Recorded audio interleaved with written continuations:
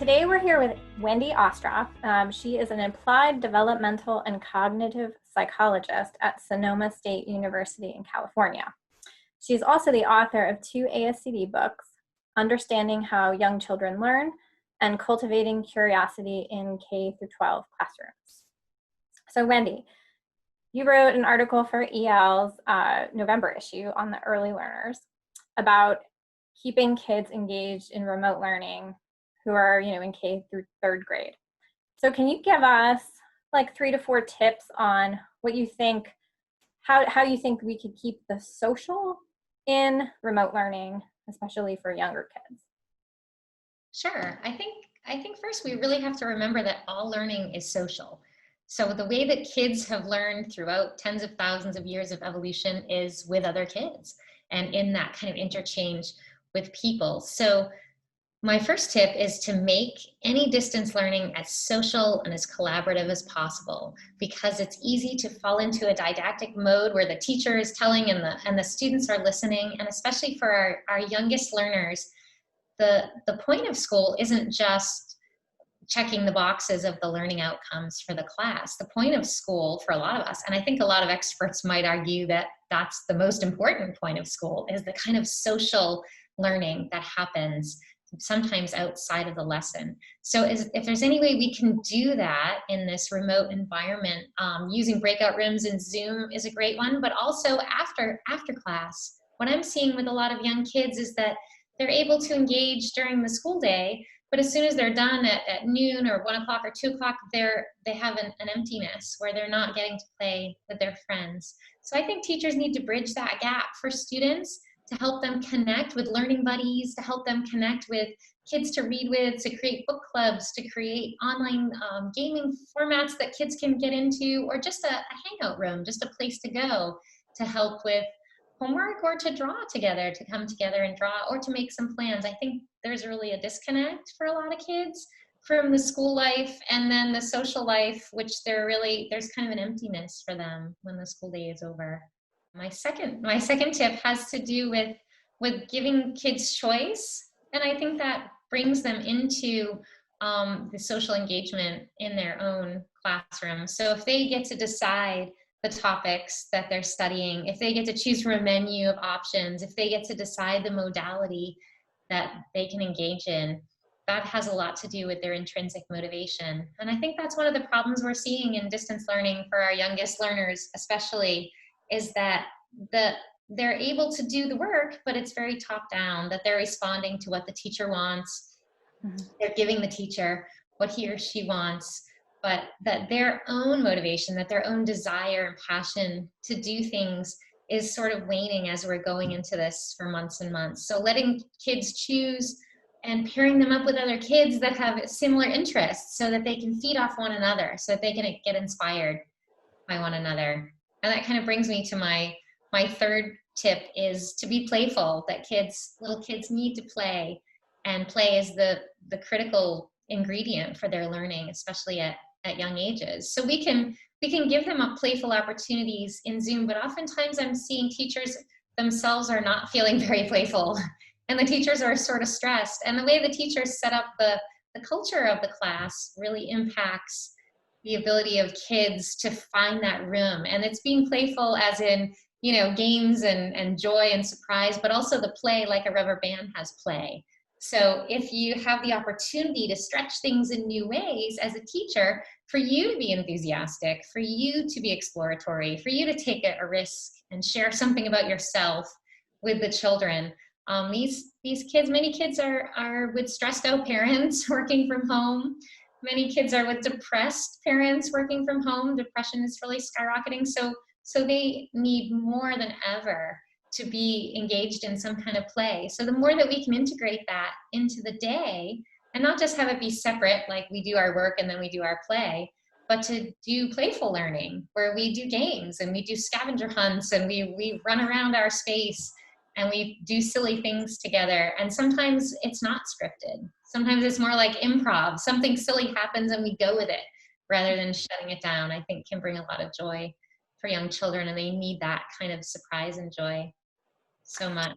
Do you find that teachers are having a struggle between this idea of wanting to do these kind of fun things and play, but also having the pressures of covering all of the content they have to cover, and especially with a lot of times if it's full-time remote, exactly, that they have limited, you know, time as well. Like they're not, it's not a full work day all the time, or a full school day. So how do you, what, I guess, do you have any advice for how you could balance as a teacher that idea of play, but also the pressures of covering everything they need? Right. There's so much pressure right now on teachers, and more so, as you mentioned, because they have less hours to cover the same content. I think we really need to break out of that in this pandemic mode a little bit. I think teachers are always under that kind of pressure to cover content, but a lot of the research shows that more content doesn't mean more understanding. So as a developmental psychologist, I would say this is a time to back off on how much content we're expecting kids to get in this really impoverished kind of environment where they're getting sitting in front of screens, and more to go into depth. So rather than to have to hit all these marks with content, what if we could really zoom into a few things and sort of go deep? So I think again, teachers need to be given the freedom to know when this is a meaningful learning experience and when to go into that, and to know when to back off, because the same amount of content is not going to be effectively taught in this pandemic environment. So I think if there ever was a time to loosen up and let some authentic kind of transformational learning happen, it's going to have to be, you know, something has to give. I really feel for teachers who are under immense pressure themselves, but if the teachers are feeling that, it's trickling into the students, because we do know from the research that the teachers emotional state is really easily transferred to the children's emotional state, especially the youngest children, right? Who they survive by being aware of what the grown-ups in the room are feeling. That's how they've grown to make it, you know, evolutionarily. So knowing that your teacher's stressed, your parents are stressed, there's stressful things coming in from the news, people are depressed, there's nothing to look forward to, can really demolish the spirit of playful learning in a young child. So we have to preserve that space as a space of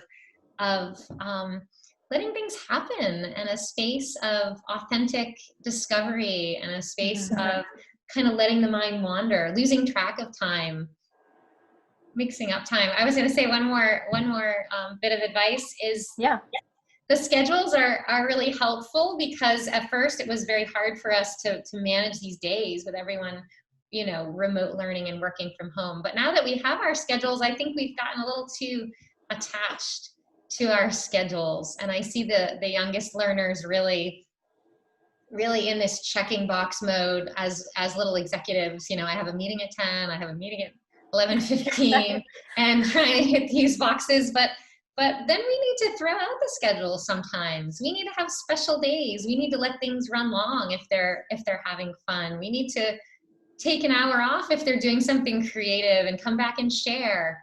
We need surprise. We need things to look forward to. We need to some days say, you know what, we're throwing it out the window. We're going to try, so we're going to do something spontaneous. Teachers need to be free to do that, because that's the kind of delight that's going to get kids engaged, not you know, this kind of rote scheduling that we've kind of fallen into after so many months of being in distance learning. Yeah, my son actually, he's in third grade, and he has at 2 p.m. from like 2 p.m. to 3 p.m. every day. They do like their independent work time. And I remember a couple of weeks ago, he was the most joyous child, because he came running out of his room. He's like, "We don't have it today. She told us to take the day off and go jump in leaves." It was like she'd given him like a trip to Disney World. Right. It's so thrilling too. And it's funny, because my daughter is a fourth grader, and she said that they had a scheduled recess, and they just decided to do away with recess, because everybody, you know, they need to keep everyone on track, and it just seemed like that was what she was so excited about, was recess time. And recess time just means you do whatever you want when you're at home, but somehow the recess, somehow that freedom is really important. And I think for teachers too, I think that freedom is is so important. I'll often do that with my, in higher ed, with my college students who are training to be teachers. And I'll have a plan, but once we get going and we get talking and someone raises a really interesting thing, it's so nice to be able to divert from that plan Mm-hmm. and have an authentic conversation happen, and to be Mm-hmm. able to say, yeah, actually, let's throw this out the window and let's delve into something else. Or let's suddenly, it sounds like we have different views. Let's stage a debate. Can we just spontaneously take breakout rooms and come up with an idea and make it happen? And I think if teachers could be freed up a little bit to follow the interests of the children, that we could kind of work within that medium a little better. Mm-hmm. So are you observing teachers right now who are teaching remotely, or do you have any anecdotes or stories that you've heard that kind of illustrate really good remote learning for early learners these days? Well, I think that I'm seeing my students who are sometimes doing student teaching. They're doing Right. volunteer hours in classrooms, and I'm also seeing my own children. And what I'm seeing as a great model is this idea of a mix of time, mixing up the time, not just the teachers that are willing to kind of go out of the structure when time calls for it, as a really great example. Knowing when to throw out the plan, knowing when to go into improv mode rather than a script like a play. But I think also I see the teachers that are handling this really well are really handling the whole child. So looking at what's going on for families, and even having some meta level conversation and building that in to ask kids. I don't think we ask our youngest learners that often how they're doing or how they're feeling. We don't necessarily give them that voice. But something that's tricky socially for children right now, I think, is that some families are handling this very differently. Some kids are out in the park playing with their friends with masks on. Some kids are not outside, allowed to go to events. We saw that this week with Halloween. We saw some kids were out and it was, safe trick-or-treating, and some kids were not allowed to go out. But I don't think there was an opportunity for kids to talk about that, to have a voice and, hear how our different families, are there diverse perspectives on this that we could take? Is there a learning moment here where we could say, my family is doing it this way and other families are doing it that way. How can we work together? How can we keep our friendships going? I think kids are really struggling, especially the kids who struggle socially anyway, that get so much social learning at school. And so some of those kids are really getting more isolated or not getting what they need in terms of interaction with other kids. So giving them a chance to voice that, or to say, what would you like to do with your time, or who can we connect? How can we connect families together that could use a connection or could use some help with the social domain? So some of that meta level conversation, I think that isn't quite happening. Yeah, and you talked about that in your article as well, about the idea of giving the students choice and voice, and empowering them in some way to make decisions, or at least have opinions about things, so it doesn't feel like everything's being told to them. Right. And I think this online distance learning medium can really fall into that easily, because sort of only one person has the floor at the same time. So it can be really easy to just talk and not get perspectives of others. Right. And teachers can mute all of the kids, which might be a great tool for them, actually. They might love that. But, in the real classroom, I always think about how much interruption is going on, and so now it's funny to me that they can just mute everyone. Right. Just put everyone, I know. And what would it be like if you gave the child the control of the Zoom, right? Like you're the host now. What are we going to do today? Because they're excited to play with the functionality of some of these online tools, right? They're excited about the chat. They're excited about the drawing, the whiteboard, and you can draw things. But there often seems like there's not enough time to give them that, to let them play with the tools. It's more play. And, play is always so good for learning for children. So have you had any other new thoughts since you wrote that article for us? Anything that you've seen that you would have added if you'd had the chance to revise it? Or I think something that's really interesting to look at right now is the ideas, the research on screen time.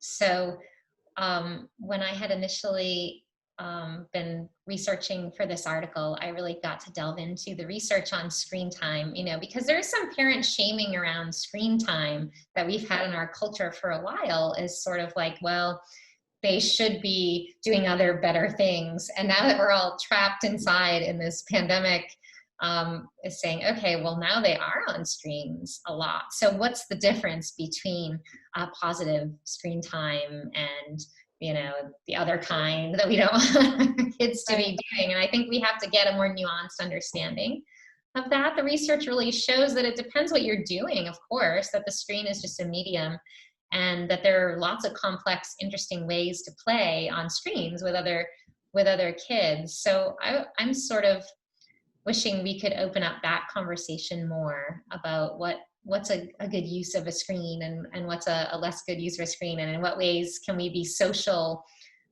through technology, and grow, especially for young kids. In what ways can they be creative and problem solve and be flexible and do all the kind of thinking that we want them to be able to do, but while engaged with something on a screen. So I'm wondering if that's going to change the conversation now that we've kind of been forced into.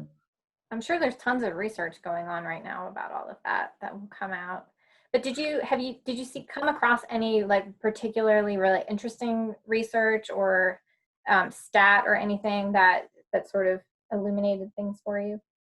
Well, there is no clear research that screens in and of themselves are bad for kids, except that the blue light that screens emit is not good for sleep. But I think that's the only clear piece of evidence that we have that's a clear, this is how this affects your brain. But otherwise, it really is a tool like any other tool. And of course, in history,